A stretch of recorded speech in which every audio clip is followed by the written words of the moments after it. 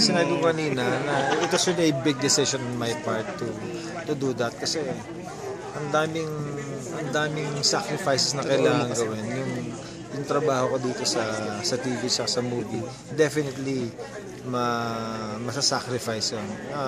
In fact, all throughout until bago mag-filing, buong puso ko na alam ko na hindi ako magpa-file, hindi ako tatakbo for mayor. Pero yung platform of government, it's really changed. Take out corruption, bring peace and order, and improve yung tourism din sa Ormoc City. We're very rich in natural resources and that has to be maximized. And the only way we can do that is if we win a position in the city. Same pa rin ang kalaban, mga Codillas pa rin. Codillas pa rin. And bakit, sir, parang hindi ka sumusuko? Kasi fighter ako eh. Ganun talaga eh. And I support si Lucy as our congresswoman.